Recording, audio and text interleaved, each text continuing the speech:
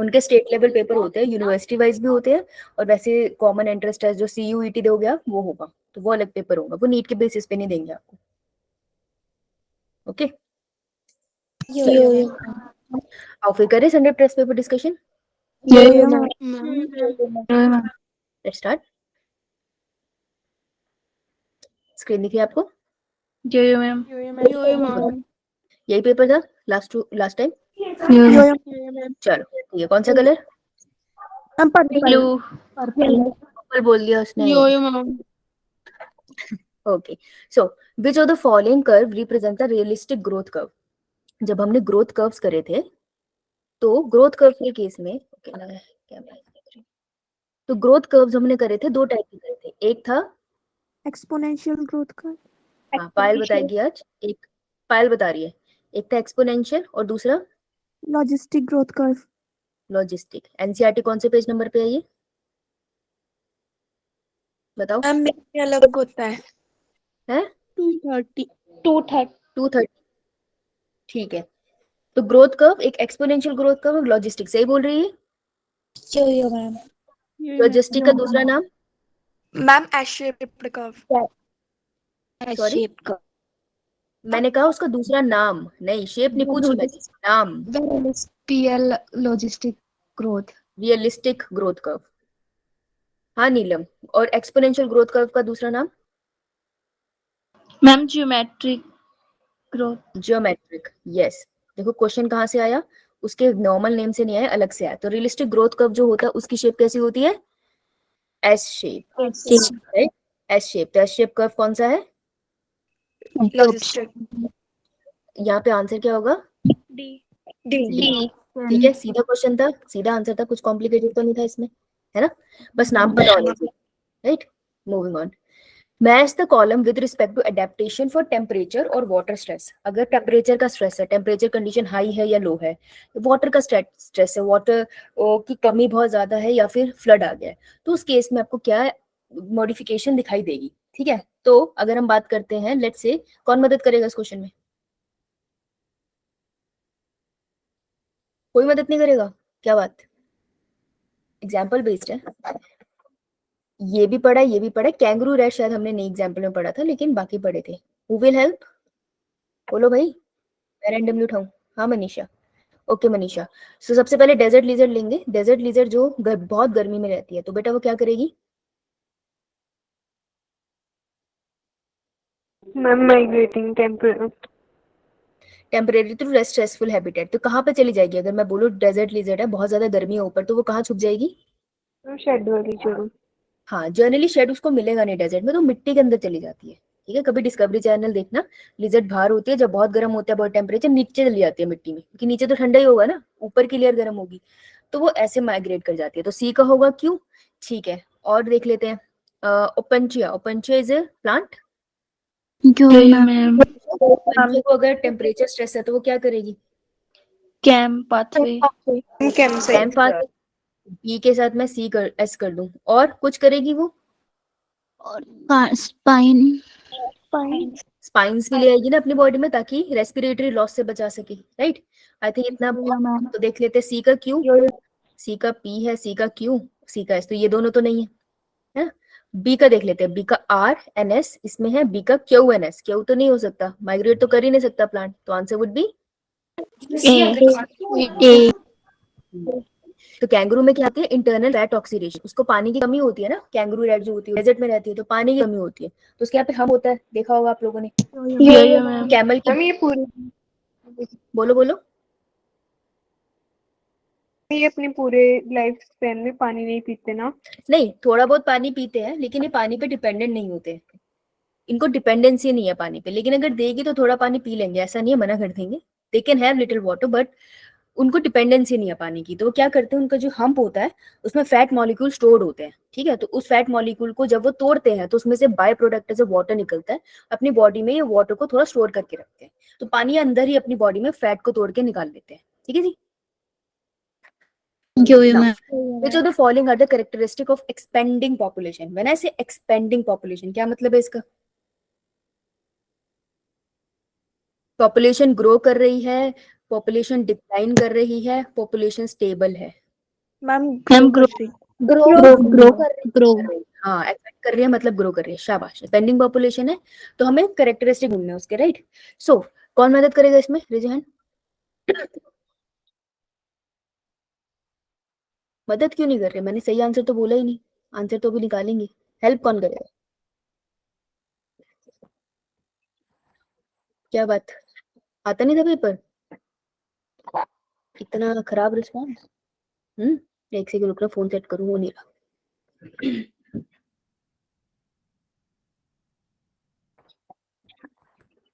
अभी पेपर नहीं आता था, डिफिकल्ट था। अरे तुम ही से पूछ रही हूँ, नो मैम। फिर मदद क्यों नहीं कर रहे। रेज योर हैंड, नहीं तो मैं वॉलंटरीली फिर बोलूंगी। ओके रिया, ओके रिया, तो जो एक्सपेंडिंग पॉपुलेशन है उसमें जो पिरामिड होगा वो कैसा बनेगा। देखो हम ऐसे पढ़ते थे, एक्सपेंडिंग पॉपुलेशन है कि प्री रिप्रोडक्टिव, फिर रिप्रोडक्टिव, फिर पोस्ट रिप्रोडक्टिव। तो अगर एक्सपेंड कर रहा है यानी कि प्री रिप्रोडक्टिव बड़ा होगा या छोटा हॉरिजॉन्टली। रिया छोटा बेटा एक्सपेंड कर रहा है ना, मैम बड़ा। एक्सपेंड कर रहा है ना, तो अगर एक पॉपुलेशन, अब रिया बोल रही है ना, जब हाथ खड़ा करने को बोला तो किया क्यों नहीं तूने, अब चुप हो जा। रिया एक्सपेंड कर रही है ना पॉपुलेशन, एक्सपेंड कर रही है मतलब नंबर ऑफ इंडिविजुअल हर साल बढ़ रहे हैं, मतलब बर्थ रेट ज्यादा है। तो अगर वो कोई पॉपुलेशन है छोटे से कॉन्टिनेंट की जहाँ पे 100 लोग रहते हैं, हर साल वहां पे 200 लोग, 100 लोग और बढ़ रहे हैं, इमेजिन ऐसे। तो कैसे पॉपुलेशन बढ़ेगी, जब प्री रिप्रोडक्टिव सबसे ज्यादा हो, बच्चे ज्यादा एज के हो, ताकि वो जल्दी से रिप्रोडक्टिव एज में आए और ज्यादा रिप्रोडक्शन करे। तो प्री रिप्रोडक्टिव ज्यादा होगा, उससे थोड़ा सा कम होता है रिप्रोडक्टिव, और सबसे कम होता है पोस्ट रिप्रोडक्टिव। तो ओल्ड पीपल कम होंगे, बहुत यंग पीपल ज्यादा होंगे, और रिप्रोडक्टिव एज में मीडियम टाइप के पीपल होंगे। तो ऐसा सा हमें मिलता है पिरामिड। सही बनाया मैंने, ठीक है। तो बता, ट्रायंगुलर एज पिरामिड मिलता है आपको, ट्रायंगल शेप का मिला रिया।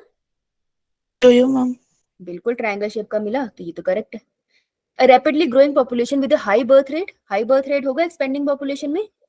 मैम बिल्कुल। Pre reproductive and reproductive age group become more और लेस इक्वल इन साइज, मोर और लेस इक्वल होते हैं साइज में प्री रिप्रोडक्टिव और रिप्रोडक्टिव। देख के बता। हाँ नो मैम नहीं। An urn shape as pyramid, urn shape ऐसे वाली शेप का मिल रहा है पिरामिड, नो मैम नहीं। तो मुझे सही वाली ढूंढनी थी, करेक्ट स्टेटमेंट ढूंढनी थी, राइट। तो करेक्ट स्टेटमेंट कौन कौन सी है, first and second answer would be B very good, शाबाश। चलो आइडेंटिफाई द इनकरेक्ट स्टेटमेंट, कौन बताएगा, मैं मदद कौन करेगा, इतना टाइम तो मैं दूंगी नहीं। नीलम आवाज आ रही है, जय मैम। चलो तुम बताओगे। इनकरेक्ट स्टेटमेंट ढूंढनी है तो सबसे पहले नीलम इस क्वेश्चन में क्या करूं मैं, क्वेश्चन पढ़ते ही मैम इनकरेक्ट को अंडरलाइन। इनकरेक्ट को अंडरलाइन और ऐसे लिख दूं काटा, गलत ढूंढना है। चलो जय मैम। पहली स्टेटमेंट, स्टेटमेंट ऊपर सोल्व करूं या नीचे से कंपेयर करती हुई चलूं। मैम ऊपर ही सॉल्व करनी है। हाँ शाबाश, very good. Now thermoregulation is energetically less least expensive. Thermoregulation का क्या मतलब होता है नीलम, पता है। मैम जो टेम्परेचर को कांस्टेंट रख सके। हाँ, अपने टेम्परेचर को रेगुलेट करना। तो थर्मोजेनिक रेगुलेशन अपने टेम्परेचर को, बॉडी के टेम्परेचर को मेंटेन करके रखना लीस्ट एक्सपेंसिव होता है, एक्सपेंसिव नहीं होता।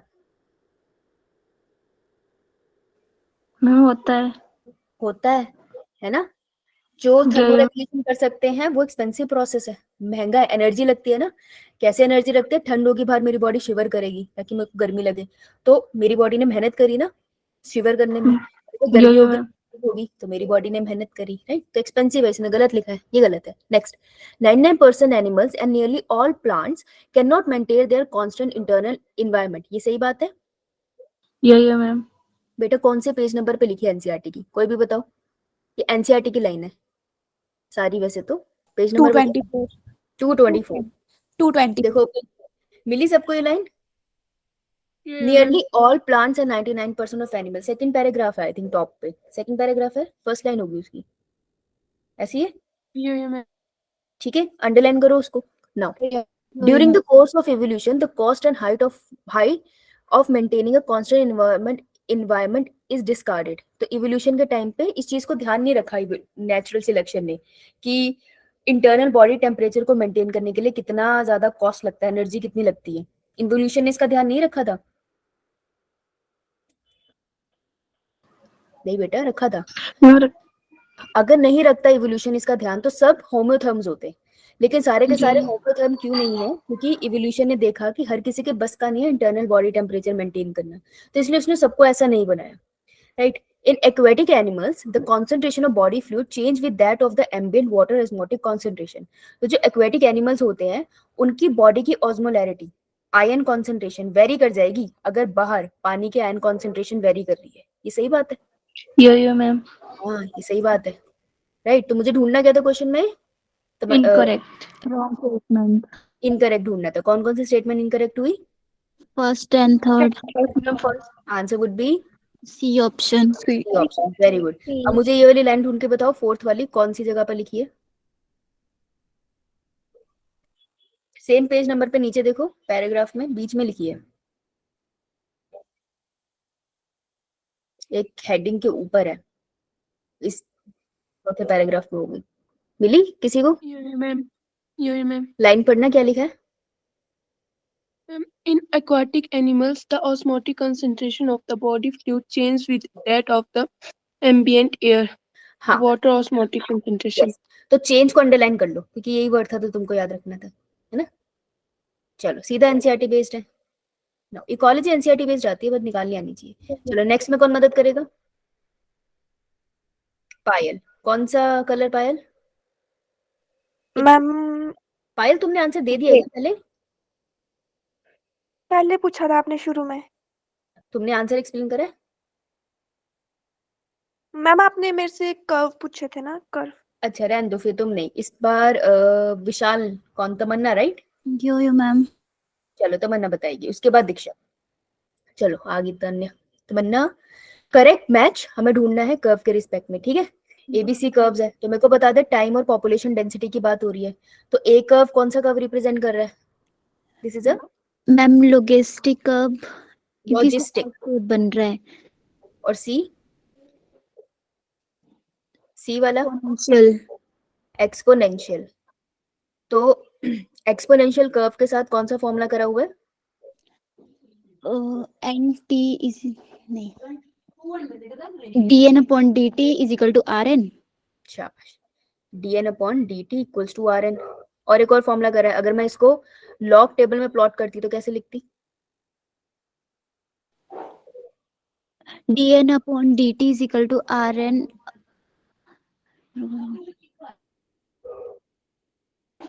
log।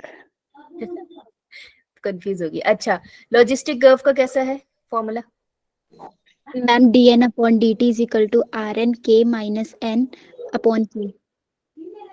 rn k minus n upon k। Good. चलो अब देख लेते हैं, अब क्वेश्चन सॉल्व करते हैं, इजी हो जाएगा। ठीक है, ये पूछ रहा है।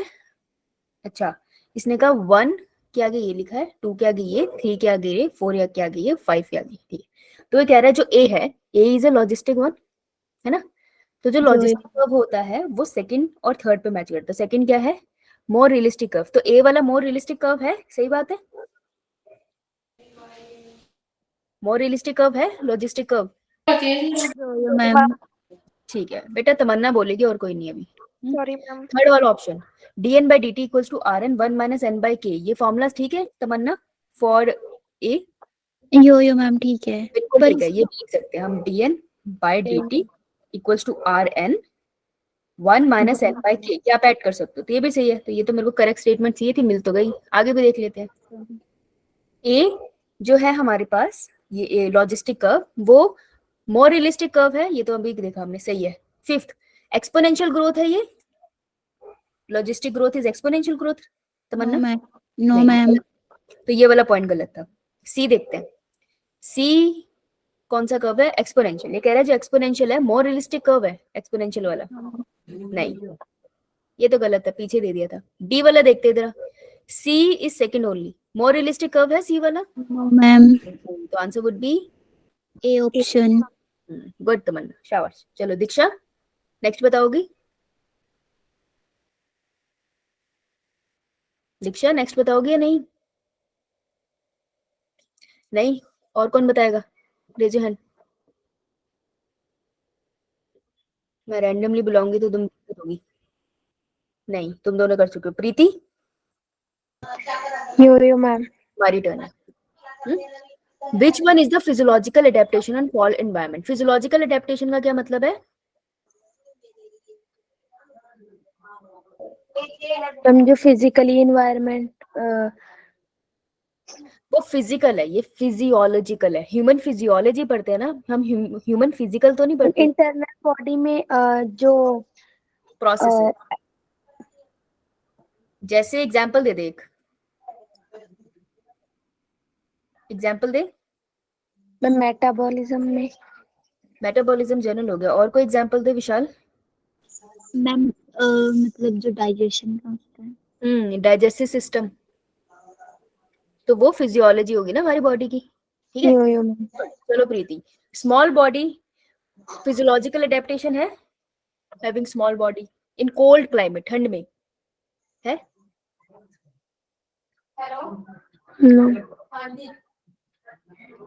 Yo ma'am. फिजिकल होगी, फिजियोलॉजिकल थोड़ी हुई इंटरनल बॉडी फंक्शनिंग में, है ना?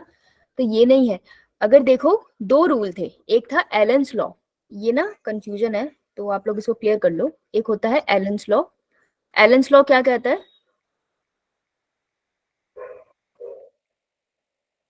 कौन से पेज नंबर पे लिखा है एलन्स लॉ? टॉप पे लिखा है, लेफ्ट हैंड साइड पे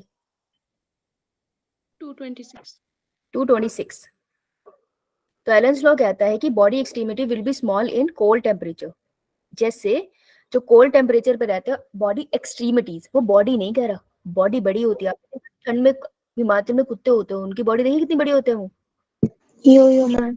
वही कहीं आप उत्तर प्रदेश की तरफ चले जाओ, कुत्ते बहुत पतले होते हैं वहां पे। फर्क क्या है? बॉडी ओवरऑल ठंड में रहने वाले ऑर्गेनिज्म की मोटी तक की होती है, लेकिन एक्सट्रीमिटी छोटी होती है। जैसे कान, हिमाचलियों के कान, नाक थोड़े छोटे होते हैं, नोटिस किए कभी? हीट लॉस बचाने के लिए बॉडी एक्सट्रीमिटी छोटी हो जाती है। तो एलन्स लॉ ये कहता है, ठीक है, बॉडी एक्सट्रीमिटीज की बात। अगर मैं बॉडी की बात करूं ओवरऑल, बॉडी साइज, तो body size overall is in cold environment. इसलिए तो पोलर बेयर आपने देखे कितने बड़े बड़े हैं। यो मैम। छोटे छोटे उनके बच्चे बड़े हो जाते हैं भाई। छोटे छोटे जानवर कहाँ मिलते हैं? सील देख लो, पेंगुइन भी कंपैरेटिवली बड़े हैं, छोटे छोटे थोड़ी है। तो बॉडी साइज ओवरऑल बड़ा होता है ठंडे एनवायरनमेंट में, एक्सट्रीमिटीज छोटी होती है। ठीक है, तो एक्सट्रीमिटी वर्ड याद रखना है। अब क्वेश्चन देख लेते हैं। क्वेश्चन हमारा, देखो, एक स्मॉल बॉडी कोल्ड एडेप्टेशंस वो आपसे पूछ रहा था, तो स्मॉल बॉडी तो नहीं होगी, बॉडी बड़ी होगी। अगर ये स्मॉल एक्सट्रीमिटीज कहता है तो आंसर क्या सही होता है? ये यो मैम। बिल्कुल सही होता है, right. Preeti, accumulating glycerol and anti freezing protein, जो ठंडे एनवायरनमेंट में रहते हैं, जैसे मछलियां हैं अंटार्कटिका में रहती है तो भी जिंदा रहती है ना ठंडे पानी में, तो उनकी यो बॉडी मैम। जिंदा रहती है क्योंकि उनके पास क्या होता है? एंटी फ्रीजिंग सॉल्यूशंस होते हैं या यस, फिर और भी होता है। Good. Accumulating ice nucleating protein, ice nucleating protein वो होते हैं जो उनको जमने नहीं देते, उनकी उनके नसों में जो एक तरह से बर्फ, जो मतलब पानी, सॉरी, खून जो जा रहा है उसको जमने नहीं दे रहे, ये भी होता है। हाइबरनेशन समर स्लीप होती है, winter sleep? Winter sleep. Sleep. Winter sleep होती है? एस्टिवेशन। नहीं, हाइबरनेशन लिख लो। विंटर, अभी विंटर चल रहा है ना, तो जब तुम पढ़ रहे हो भालू आराम से सो रहे हैं, ठीक है, भालू अभी हाइबरनेशन में। क्लियर है ये सबको? ऐसे याद रखेंगे।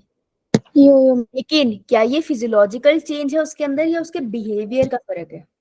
Ma'am behaviour. बिहेवियर है, तो ये होगा ठंड में, लेकिन this is a behavioural change ना, यो मैम। राइट। राइट, और ये फिजिकल चेंज है। वैसे ये तो है गलत, लेकिन ये फिजिकल चेंज है। तो आंसर क्या होगा मेरे पास? सही कौन से है? C option B and C. हाँ, B and C are correct. Clear? ध्यान से करना ना। ओके, चलो एक छोटा सा पोल रन करें। यो मैम। ठीक है, तो चलो पोल पे आ जाओ सारे। गुड इवनिंग अर्चना, नीलम, पायल, रेडी? मैम। चलो पोल ध्यान से करना है। ये आपके किस पे बेस्ड है? ये आपके पिरामिड्स पे बेस्ड है। अभी हमने एक क्वेश्चन करा है, लेट्स सी कितनों को समझ आया है।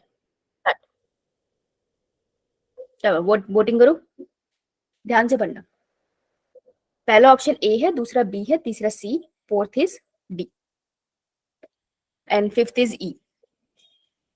You have 1 minute। Let's see, answer सबको करने हैं, जैसा भी आता है आपको, नाम आपके मेरे पास आते भी नहीं है। Okay, I have 1 answer which is actually good. दो आंसर है मेरे पास, 57 बच्चे हैं, मेरे को हटा के 56। 2 answers, 5 answers, good. 6 answers, 2 minutes you have. Poll में बच्चे टाइम लेते हैं।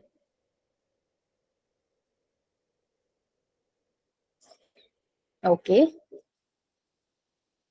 ऑलराइट, 2 गलत आंसर्स है मेरे पास। अच्छा, 6 गलत आंसर है, 7 करेक्ट आंसर।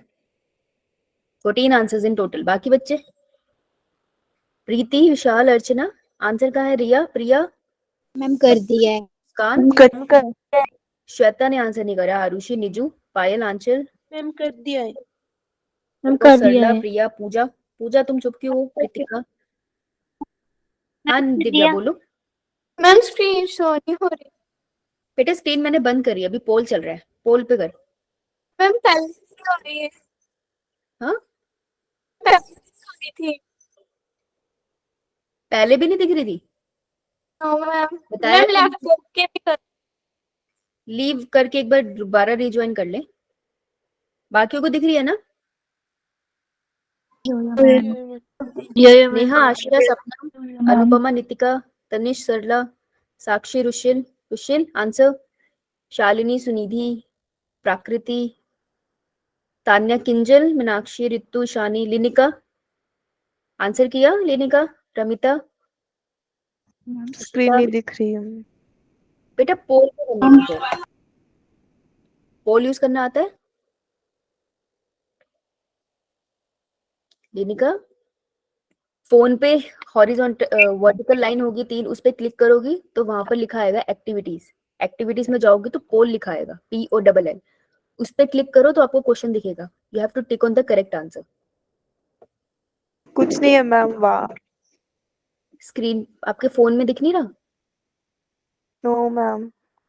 अच्छा, ये देख, ऐसे दिखे मेरे तो, जो लैपटॉप है देख बेटा, ऐसे दिख रहा होगा, ये 3 डॉट्स,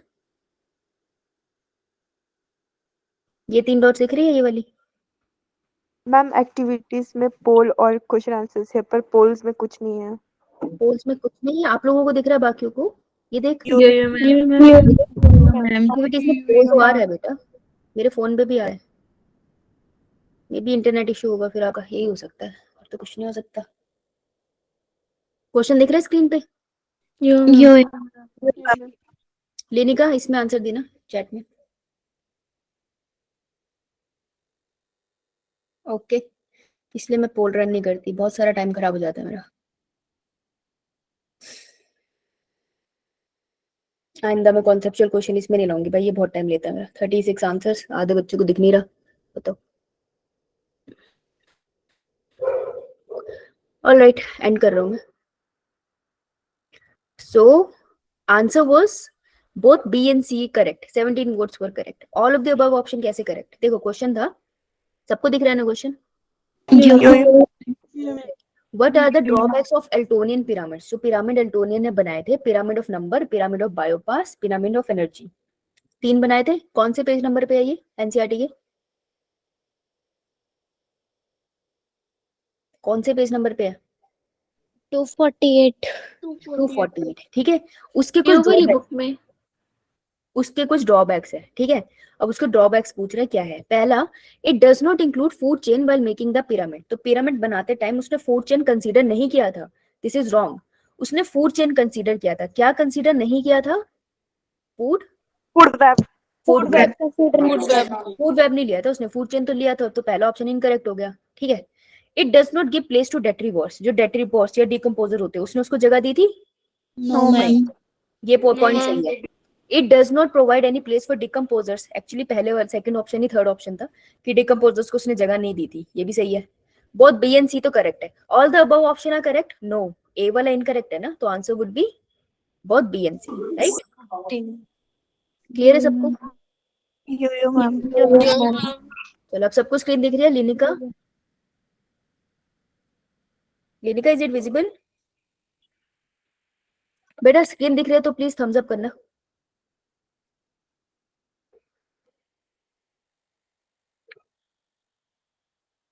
श्वेता को दिख रही है अब, ओके। बाकी लोग, बाकी को नहीं दिख रही? दिख रही है दिख रही है, मैम, दिख रही है ओके। मैम, दिख रही है। नेहा, नेहा यो मैम। बोल क्यों नहीं रही आज?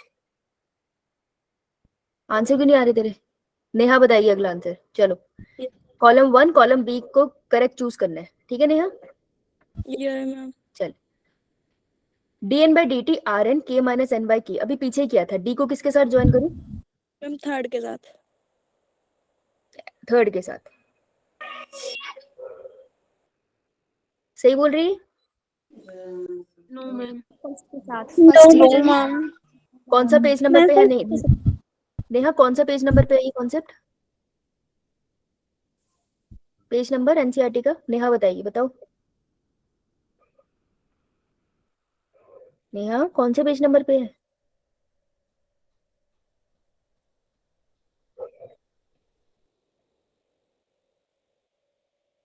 हेलो, आवाज आ रही है? आवाज तो आ रही होगी इसको। यो मैम। प्रिया, कौन से पेज नंबर पे है प्रिया?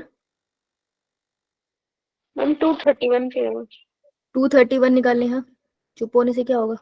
ये जो 231। है, ये वाला जो फॉर्मूला है, ये लॉजिस्टिक ग्रोथ के साथ है बेटा। This is world Pearl logistic growth, तो डी के साथ आंसर होगा 1। ओके, ठीक है। N T equals to N naught E R T, ये जाएगा किसके साथ? एक्सपोनेंशियल। एक्सपोनेंशियल के साथ, बी के साथ। Exponential growth. चलो, तो डी के साथ 1 है, आंसर तो यहीं से मिल गया था। Answer would B D option. D. तो फॉर्मूले ध्यान से करना उसके, ठीक है? देखो उसी उसी से हमें 2 क्वेश्चन आगे ना, राइट? हाँ रिया बोलो। मैम 37 रह गया question. Okay, thank you. Percolation and water holding capacity of soil is dependent upon, तो एक मिट्टी है, सॉइल है, वो कितना पानी होल्ड करेगी और कितने पानी को लीचिंग से नीचे जाने देगी। ये किस पे डिपेंड करता है? सॉइल के अंदर क्या क्या प्रेजेंट है, सॉइल के जो पार्टिकल है वो कितने बड़े हैं, छोटे हैं, सॉइल कट्ठी होके पड़ी है या खुली खुली पड़ी है, ये सारे फैक्टर्स पे डिपेंड करता है। Answer would B D option. हाँ, सब पे डिपेंड करता है ना। इजी था ये तो match the column 1 with column B और करेक्ट ऑप्शन आपको ढूंढना है, ठीक है? तो इसमें मेरे को मदद करे, हाँ नीजू मदद करेगी इसमें मेरे को। हाँ नीजू, तो कमेंजलिज्म में मेरे को सिंबल बताना नीजू, कमेंजलिज्म का सिंबल क्या है? मैम प्लस और न्यूट्रल। हाँ 0, गुड। म्यूचुअलिज्म का? Ma'am plus plus. Very good. Coevolution का तो सिंबल ही है, ठीक है, हो गया। तो कमेंजलिज्म का एग्जांपल कौन कौन सा है नीजू? एक के साथ क्या क्या लिखूं? मैम 1 1 और 3 3 और 4 4 4। ओके बेटा। और म्यूचुअलिज्म के इसमें क्या लिखूं बेटा? Ma'am 2 hmm 5 and 6। 5 और 6, ठीक है। तो ए का है, ये सही बोल रही है? Yo ma'am. बिल्कुल। ए का है 1 3 एंड 4, ए का है 3 एंड 4 सिर्फ, ये नहीं होगा। ए का है 4 सिर्फ, नहीं। 1 3 नहीं। ओके, बी का 2nd 5th एंड 6, बी का 2nd 5th and 6, answer would be very good, शाबाश, good. This was a difficult question क्योंकि बहुत सारे एग्जांपल थे नीचे। वेरी गुड, गुड जॉब, ताली बजाओ भाई। बहुत सारे एग्जांपल बताए उसके। चलो देखो, अगेन उस फॉर्मूला से क्वेश्चन है, 3 क्वेश्चन आगे एक ही फॉर्मूला से, पॉपुलेशन ग्रोथ से। अब आंचल मदद करेगी हमारी, है ना Aanchal? Ankita, Ankita will help, right Ankita? Yes ma'am. कौन सा कलर? कलर बता।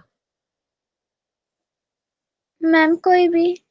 कोई भी कलर तो दिख नहीं रहा यहाँ पे, जल्दी बता। रेड ही ठीक है। रेडी, ठीक है, ठीक है।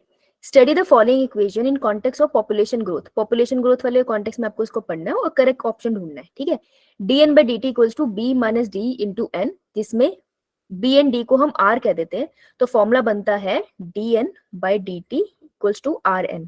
क्वेश्चन, यार मैं r को अल्फा मैं एक्चुअली बायोमोलिक्यूल्स कर रही थी ना, तो वो अल्फा कार्बन बीटा कार्बन में उलझ गई हूँ मैं, सॉरी।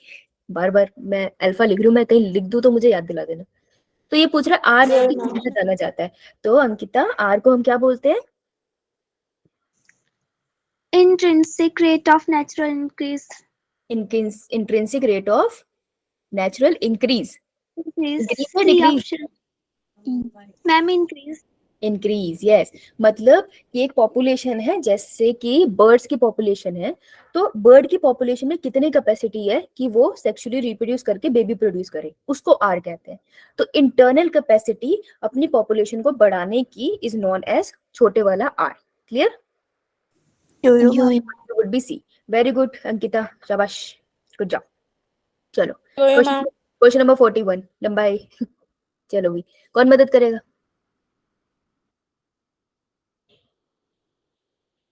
ऐसे मार मत खा लेना, कौन मदद करेगा? रिया, रिया करोगी मदद?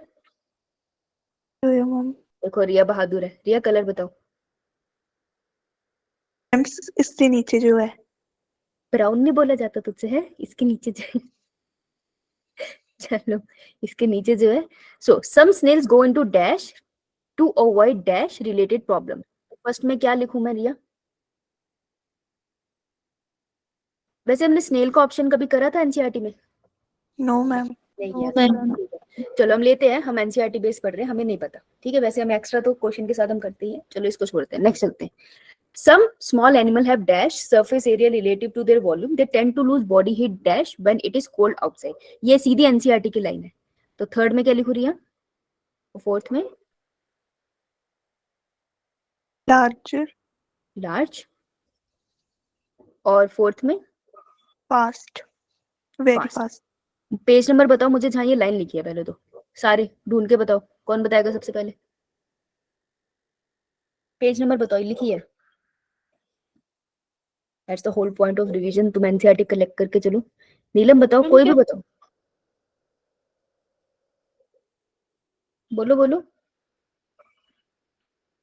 नीली,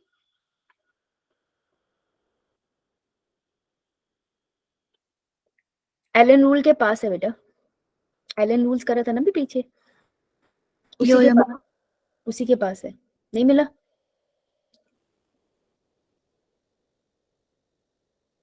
चलो कोई बात नहीं, नेक्स्ट पे रहते हैं। Very next to temperature dash is the most ecologically important environmental factor. Environmental factors बहुत इंपॉर्टेंट होते हैं। कौन से पेज नंबर पे इन्वायरमेंटल फैक्टर्स? एबायोटिक फैक्टर्स वाले के पेज पे जाओ।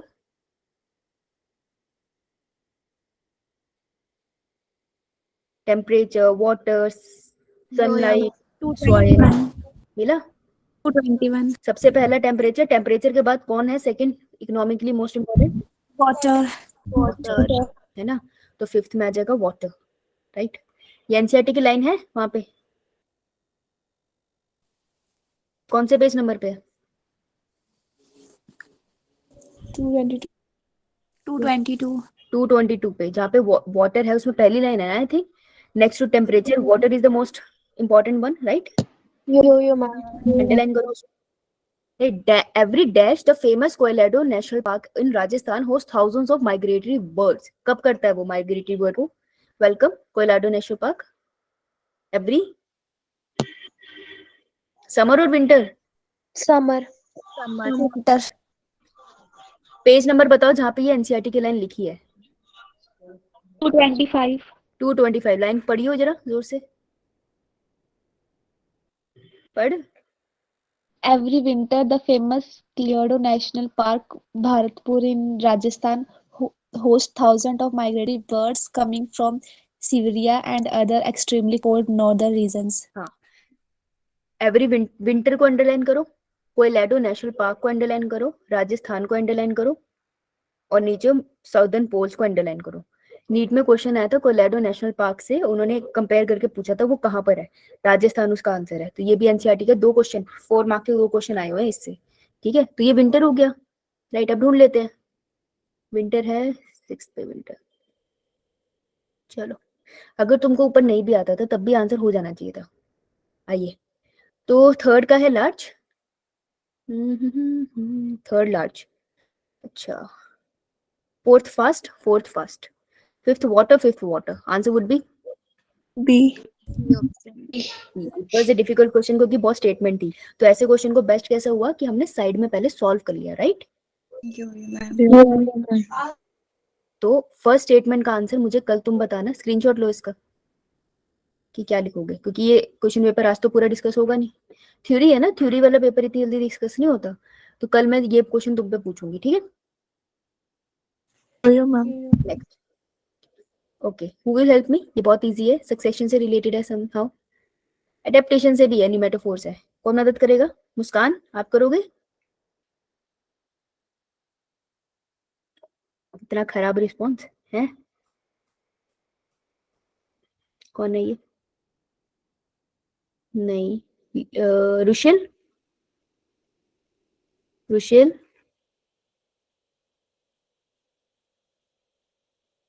बेटे, हमारे घर वालों का नंबर है मेरे पास, गुस्सा मत दिलाओ, जल्दी बताओ, अकेले नहीं कर रही मैं। पूजा, यू विल हेल्प? प्रॉब्लम क्या है को में, समझ नहीं आती या आता नहीं था पेपर, टफ था क्या पेपर? चलो ये बता दो, टफ था? यस नो कुछ तो बोलो, तब तो मैं पूछना बंद करूं। मेरे को लग रहा है टफ था, काफी बच्चे आंसर नहीं दे रहे। सुनिधि टफ था? तान्या, तान्या तो नहीं तो इतना बोलती है क्लास में। Yes ma'am. टफ था पेपर, हाँ। चलो कोई मीडियम नहीं। सही था। तेरी तबीयत खराब है अभी भी? यस मैम, क्या हो गया? खांसी हो रही है बार बार। तो रो क्यों रही है? खांसी हो रही है, रो नहीं रही मैं। तो को मैंने बोला तो था हार्पिक डाल के थोड़ी देर छोड़ दे। मैं मरना थोड़ी ना मेरे को। फिर ऐसे ब्रश से साफ कर रही हूँ। ठीक हो जाएगी, खांसी भी और जिंदगी भी। चलो कोई बात नहीं, जिसको आता है वो मदद कर लो। हाँ भाई, कौन है ये, अंकिता है कि आंचल है? ये हाथ किसका खड़ा है, अंकिता अंचल? अंकिता, चल अंकिता बता, न्यूमेटोफोर्स क्या होते हैं? ये तो मैंने न्यूमेटोफोर्स नहीं बता रहे, अरे कैसी बातें कर रहे हो? Breathing. इसकी फोटो तो मुझे दिखानी पड़ेगी। न्यूमेटोफोर्स, कभी भी मैंग्रोव फॉरेस्ट में जाओगे ना, गोवा वगैरह जाओगे, जैसे तुम कॉलेज जाओगे जब, तो मैं उम्मीद करती हूँ तुम्हारी हैपनिंग लाइफ हो। जब तुम जाओगे वहां तो वहां मैंग्रोव आपको दिखेंगे, फेरी होती है लेके जाती है आपको। तो बीच पानी के पास जहाँ पे पेड़ है, मैंग्रो वो होता है अपना थोड़ा दलदली सा एरिया, ठीक है, वहां पे पानी होते हैं अच्छे से, दीज आर द मैंग्रोव्स। ठीक है, तो मैंग्रोव्स की क्या होती है, जो जड़ें होती है, क्योंकि दलदली एरिया है ना, मतलब वहाँ पानी खड़ा है, खड़ा पानी है, तो ऑक्सीजन ना खड़े हुए पानी में कम डिजोल्व होती है, ठीक है। तो पानी में ऑक्सीजन कम है तो प्लांट को दिक्कत होती है, ठीक है। तो क्या करते हैं वो, और ज्यादा अच्छे से काम करने के लिए जो रूट्स है वो बाहर निकल आती है, और ये रूट्स ऊपर की तरफ ऐसे आ जाती है, इनको हम कहते हैं निमेटोफोर्स। ये दिख रहे हैं आपको निमेटोफोर्स? इनके इनके छोटे छोटे से आपको कट से दिखाई देंगे ना, इसके थ्रू ब्रीडिंग होती है, क्लियर? तो दीज आर द निमेटोफोर्स। हंस नहीं, ये बात है, मत जाइए गोवा। कहीं भी साउथ में चली जाइए, जब मैनग्रोव्स हो दिख जाएंगे, बहुत कॉमन है, ठीक है। तो निमेटोफोर क्या है, रूट प्रोसेसिंग ब्रीदिंग पोर्स, ऐसी रूट जिनके पास ब्रीदिंग पोर्स हो, और कहीं तो होगा ही नहीं। तो डी का है फोर्थ, डी का है फोर्थ, डी का है फोर्थ। चलो इतना तो पता मुझे, बी और डी तो है नहीं, और ट्राई कर लेते हैं। हाइड्रोफाइट्स क्या होते हैं? फाइट मतलब प्लांट, हाइड्रो मतलब वाटर। तो पानी में बढ़िया से रह ले, अच्छे पानी में। तो hydro plants are plant capable of growing in water deficient, moderate water और water rich substratum. Water water rich है ना। तो ए का हो गया थर्ड, Yes, ma'am. ए का हो गया थर्ड, कम बखत दोनों में ए का थर्ड है, बताओ हद हो गई। बी देखते हैं, जीरो फाइट, जीरो मतलब Dry condition. ड्राई, हाँ बहुत बना देना। तो plant capable of growing in water deficient medium, सही है। हाँ, तो बी का हो गया वन, बी का हो गया वन, ये रहा answer with B. A option. कौन सड़क पे बैठ के क्लास ले रहा है बे? ये ऑप्शन। मैम खिड़की से आती है आवाज सारी। खिड़की से आती है? Yo ma'am. किसकी खिड़की से? कहाँ बैठी है तू? घर की खिड़की में इतनी तेज आवाज आती है? Yes ma'am. बेटा रात को मान ले कोई स्पीड में जाए तो तू तो डर के उठेगी, है ना? मुझे लगेगा Yes, ट्रक ma'am. सिर के ऊपर है। है ना? अरे ट्रक सिर के ऊपर क्या हो गया भाई, मैं तो सो रही थी। बचाओ बचाओ भी नहीं चीख पाएगी। चलो, how many statements are correct? कितनी करेक्ट? कितने लंबा सा पेपर है, बच्चे थकेंगे ही। बताओ, आ जाओ यार नीचे चलते, जब हम थक जाते हैं ऊपर से तो हम उल्टा चढ़ते हैं ना पेपर। Yes, ma'am. आंचल बेटा ले ताली और हाथ नीचे कर ले। मुझे पता चल गया तुम्हारा डब्बा थोड़ा गोल है इसमें, लेकिन ये है ज्यादा एनसीईआरटी बेस्ड पेपर, ठीक है? तो रीजनली हाँ क्या? मैम आपने बोला कि जो निमेटोपोर्स है उसमें जो ऑक्सीजन डिसॉल्व नहीं होती वाटर में, हम्म तो फिर वो प्लांट्स बाहर मतलब क्यों आते हैं? ऑक्सीजन तो वाटर में है तो वो अंदर क्यों नहीं रह पाते? क्योंकि प्लांट इस तरीके से डिजाइन नहीं हुए ना कि वो पानी से ऑक्सीजन ले। पानी से ऑक्सीजन लेने की जो कैपेबिलिटी है वो एक्वेटिक प्लांट्स में है और एक्वेटिक एनिमल्स में है। लेकिन इनके ये प्लांट जो ड्राई लैंड पे टेक्निकली उनको एनवायरनमेंट से लेनी है, वो प्लांट से पानी से ऑक्सीजन खींच नहीं पाते, इसलिए उनको बाहर एयर से लेनी पड़ती है। Yo ma'am. इस लाइक कि मैं तुमको पानी में ऐसे डाल दूं तेरा मुंह, बेटा नहीं ले पाएगी ना। है ना? ऑक्सीजन मैम नहीं है कि पानी में ऑक्सीजन नहीं है, लेकिन तू ले नहीं पाई ना। यो मैम। हाँ, फिर देखो क्या चाहिए होंगे? गिल्स, कि गिल्स हो तो पानी से ऑक्सीजन ले ली तो तू ऐसे निमेटोफोन निकाल दियो बाहर। फिर लो, ले ली सांस मैंने। इसलिए जो पानी के अंदर जाते देखो वो ऐसे, या तो उनके पास मास्क होते हैं ऐसे, मतलब पूछे उन्होंने ऑक्सीजन टैंक लगाया होता है, नहीं तो ऐसे पाइप लेके जाते हैं पानी में। देखा आपको? वो पाइप ऊपर घूम रही होती है, वो नीचे तैर रहे होते हैं। That act as a like structure जो ऑक्सीजन हवा से ले रहे हैं, राइट? अब ये नहीं भूलेगी कभी। नाउ अच्छा, endemic plants and animal are those are endemic, और किसको कहते हैं अपा? हाँ रैया बोलो। मैम जो एक सर्टेन एरिया में ही होते हैं। हाँ, अपने घर में ही मिलते हैं, राइट? यो मैम। मिलते गए, मैंने मात्रा गलत डाल दी, माफ करें। तो वो अपने घर में ही मिलते हैं, तो अपने सर्टेन एरिया में मिलते हैं। कॉस्मोपॉलिटन इन डिस्ट्रीब्यूशन, कॉस्मोपॉलिटन का मतलब होता है इंटायर वर्ल्ड। इंटायर वर्ल्ड में मिलते हैं? No ma'am. No, ma'am. Restricted to a certain area, ये सही होगा? Yes ma'am. Yes, ma'am. Gregarious in habitat, gregarious का मतलब है फैल जाते हैं। Not indigenous to a particular area, सिर्फ एक ही जगह पे नहीं मिलना इज नॉट इंडिजियस, तो ऐसा नहीं है। तो answer would be B. B option. Major cause of loss of number of migratory birds. Migratory birds जो एक जगह से ठंड हो गई तो वो गए थे ना, अभी कौन से माइग्रेटरी बर्ड पढ़े हैं हमने जिसको अंडरलाइन किया तुमने? मैम विंटर में जो माइग्रेट होते हैं। कौन माता, कौन? ओ क्या, अबे अभी तो अंडरलाइन करा है। गजनी भी थोड़ा टाइम लेके भूलता है बेटा, तुम जल्दी भूल गए। अबे कौन से वर्ड देख के बताओ, बड़े पागल हो। हाँ, जोर से बोल मुस्कान, कौन से बर्ड्स? मनीषा अभी अंडरलाइन करे, देख के बताओ भाई, मैं नहीं बता रही, तुमने पागल समझा मुझे। देख के बताओ मैम क्या पूछा आपने? कौन से बर्ड है जो माइग्रेट करते हैं, राजस्थान की तरफ आते हैं ठंडी जगहों से। अभी अंडरलाइन किया था हमने, पूजा। Siberian birds.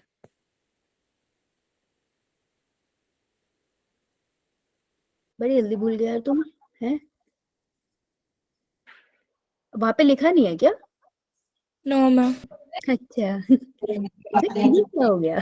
फिर ठीक है, ओके। तो जो माइग्रेटरी बर्ड्स है ये लॉस हो रहे हैं नंबर में, इनका नंबर कम होता जा रहा है। वो पूछ रहा है रीजन क्या? रीजन है बैड वेदर की वजह से हो रहा है? No, no. अरे ऐसा नहीं है यार, बैड वेदर से कभी कभार असर पड़ सकता है, ऐसा तो फिक्स है कि बैड वेदर हो गई जैसे ये माइग्रेट करेंगे, ऐसा थोड़ी है। अर्बनाइजेशन, अर्बनाइजेशन मतलब जहाँ पे जंगल थे वहां पे घर बनने लग गया, तो इसकी वजह से माइग्रेटरी बर्ड्स का इफेक्ट पड़ा होगा। यो मैम। माइग्रेट करके जाएंगे कहाँ? पता चला वो राजस्थान में आए हैं बैठने के लिए, तो पता चला वहां सारी बिल्डिंग बन गई, कह रहे हो तेरी अब कहाँ जाए। ऑब्वियसली घर नहीं मिला उन्हें। पेस्टिसाइड्स, पेस्ट मारने वाला जो तुम खेतों में फेंक रहे हो, क्या उससे माइग्रेटरी बर्ड को फर्क पड़ रहा है? No, ma'am. और उनको कोई फर्क नहीं पड़ रहा। फ्रेगमेंटेशन, जो Yes. ग्लैंड थे आपने उसको तोड़ दिया है, तो क्या उससे फर्क पड़ेगा? ये मैम लॉस ऑफ एपिटाइट से फर्क पड़ेगा? यो Yes, मैम तो मेरे पास है सेकंड, मेरे पास है फोर्थ, मेरे पास है fifth. Second, fourth and fifth. Answer would B D. चलो देखो सीधा सीधा एनसीईआरटी का पेज नंबर बताओ मुझे. सीधा क्वेश्चन है एनसीईआरटी का, फ्री के नंबर थे ये. पेज नंबर देखो लास्ट में है चैप्टर के. ये क्या क्या है तबन्ना? नहीं बताया मैंने. Narrowly utilitarian, broadly utilitarian, ethical argument, biodiversity conservation से आया हुआ है. मिला? यो मैम मिल गया है। इकोलॉजी मिक्स होके ही आती है, मैंने बहुत बार समझाया ये. ठीक है, इकोलॉजी मिक्स होके ही आएगी, तुमको एडजस्ट करना पड़ेगा. तो कौन से पेज नंबर पे? मैम 265। 265. तो बायोडाइवर्सिटी को क्यों बताया, क्यों बचाऊं मैं? तो एथिकल आर्ग्यूमेंट क्या कहती है? चलो मैंने 3 तरीके से बताया था. एक मैंने बोला था नैरो सोच, एक मैंने बोला था ब्रॉड माइंडेड लोग, और एक मैंने बोला था जो एथिकल आर्ग्यूमेंट रखते हैं. नैरो सोच वाले क्या कहेंगे? मैं बायोडाइवर्सिटी क्यों बताऊं? क्योंकि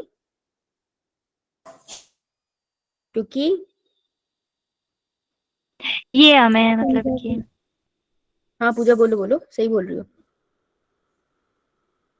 सही बोल रही हो, बोल. ये हमें बहुत प्रोवाइड करते हैं इसलिए। हाँ नैरो सोच है, मैं अपना फायदा देख रही हूँ, मुझे मदद देती है इसलिए मैं बचाऊंगी. गुड. ब्रॉड सोच क्या कहेगी पूजा? थोड़ा ब्रॉड माइंडेड सोचे तो. जो हमें नेचर प्रोवाइड करता है। हाँ ये हमें भी प्रोवाइड करती है, और ये हर किसी को नेचर सस्टेन कर पा रही है. पूरा धरती तभी जी रही है क्योंकि नेचर एग्जिस्ट करती है. तो सिर्फ रिसोर्सेज के लिए नहीं, पर सबकी वेलबींग के लिए हमें नेचर को बचाना चाहिए. और एथिकल आर्गुमेंट क्या कहती है? क्यों बचाए बायोडाइवर्सिटी को?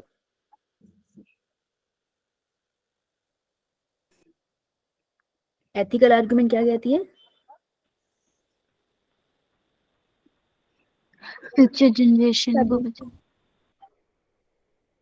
नहीं ऐसे नहीं है. सब चलो पढ़ाई की बात करते हैं. ठीक है, तो हम लोग क्यों पढ़ रहे हैं?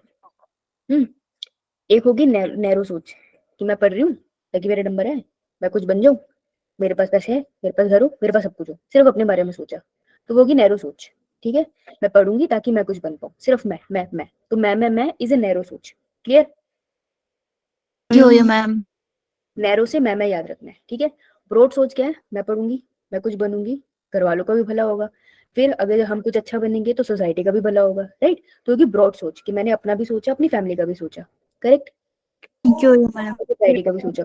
और एथिकल ने सोचा, एथिकल आर्ग्यूमेंट होगी कि मैं ही नहीं, ये नहीं, सबको पढ़ना चाहिए क्योंकि एजुकेशन तो बेसिक राइट है. तो एथिकल आर्ग्यूमेंट होगी कि एजुकेशन सबको मिलनी चाहिए. ठीक है, तो एथिकल आर्ग्यूमेंट में मैं आता ही नहीं है, हम आते ही नहीं है, उसमें सब आते हैं, ऑल आते हैं. ठीक है, तो नैरो में सिर्फ मैं, ब्रॉडली में हम, और एथिकल में पूरी दुनिया, कि पूरी दुनिया को हक है जीने का. क्लियर? यो मैम। अब आओ. तो एथिकल आर्गुमेंट कहती है कि सबको हक है बायोडाइवर्सिटी, लिविंग ऑर्गेनिज्म को जीने का, इसलिए सबको बचना चाहिए. तो एथिकल आर्गुमेंट के साथ कौन सा टॉपिक 1 2 3 कौन सी स्टेटमेंट सही लग रही है तुमको पढ़ के? 2 3 2 एथिकल के साथ। मैम एथिकल के साथ। हाँ एथिकल के साथ, सी के साथ. 2 ma'am 2 second 2 conserving biodiversity for philosophical और spiritual need to realise that हर स्पीशी को हक है जीने का. राइट? सो बी के सी के साथ जाएगा मेरा सेकंड. गुड.